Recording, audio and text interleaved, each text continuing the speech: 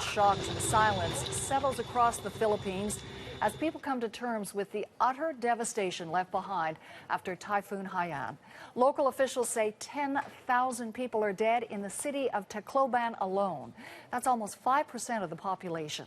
And reports are only just coming in now from other areas of the country.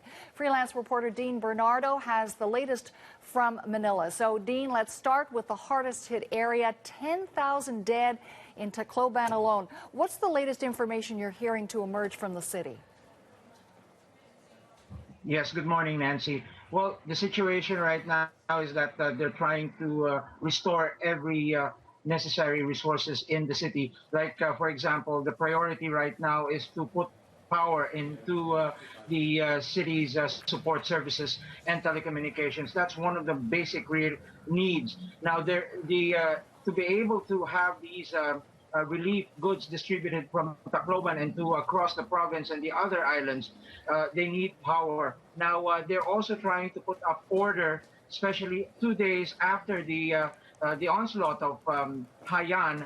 Peace and order situation in the entire region is starting to collapse. A lot of the people there are going hungry and close to desperation, wanting and hoping for the help that they need. We know, Dean, that it's a desperate situation for survivors, and the government now concerned about everything is descending into chaos, looting, lawlessness. How exactly are those challenges being handled? Well, earlier today, the president issued another statement, Benigno Aquino III, and that additional forces from the Philippine National Police will be sent in. Nancy, this is how bad it is.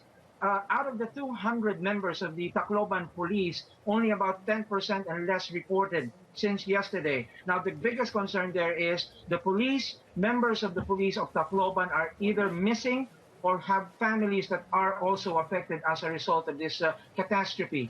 And with that, the police from other regions are being pulled in. Members of the army are coming in. Special forces from the Philippine National Police are coming in. And they have to put this into order in order to prevent any of the chaos that is happening right now in that region. Beyond that, Dean, I gather that help and relief is beginning to arrive by way of supplies, but there are huge challenges in getting some of the supplies to where it's needed most. Talk more about the problems that relief workers and rescue workers are now facing.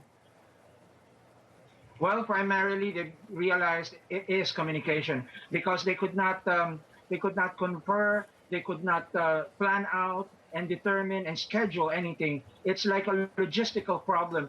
Though they resolved it, they opened up a Cebu International Airport, which is next island from Leyte, as their main hub, which can be transported by land. Now, tomorrow, Tacloban Airport will be reopened, minus all of the technical gadgets. It's going to become a simple landing strip with propeller-driven planes that will land there for any support. And one thing also, the president also announced that the United States military, the armed forces from its base in Okinawa, will be going to the Philippines starting tomorrow and help in the relief because the current helicopters that carry and that ferry goods from these hinterlands are not capable of bringing enough goods. So there are big choppers that will be flown in from Okinawa. And early today, with the relief coming in, the president extended his thanks to all of the governments for extending or for providing assistance, including the federal government of Canada. Now, it is appreciated that all of these help is important because the people there in Leyte, in Samar, and all of those nearby regions that are completely demolished by Haiyan is going to need these help coming from everywhere, from here in the Philippines and even there in Canada. Dean, thanks very much for the update. That's Dean Bernardo in Manila. And Dean mentioned Canadian aid. The Prime Minister is offering Canada support for the victims of the typhoon. Stephen Harper issued a statement on behalf of Canadians expressing, quote, deepest sympathies to those who have lost loved ones. He noted Canada is in contact with local emergency officials. Ottawa has promised up to $5 million in aid.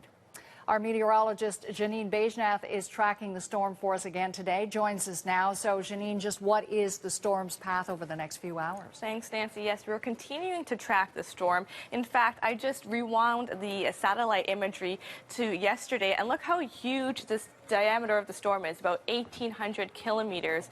And then it's starting to decrease as it tracks towards Vietnam and first southern China. And the winds also will start to decrease too. So when it hit the Philippines, it was a Category 5, so upwards of 300 kilometer per hour winds. Now about 150 as it tracks more towards the northwest. Coastal areas along Vietnam as well as the southern coast of China already starting to feel the effects of the storm, as we can see here. This is what we can expect in terms of the trajectory. So currently a Category 1 winds are moving at around 140 kilometers per hour, and it looks like it's going to make landfall just along the border of China as well as the Vietnam border, and then will start to decrease to a tropical storm. Just to let you know, there is another system, not a Category 5 or even a hurricane strength storm, but a tropical storm that's already tracking its way into the Philippines again. So we're going to keep an eye on that system as well. That's a look at your forecast. Thanks very much, Janine. Thanks, Nancy.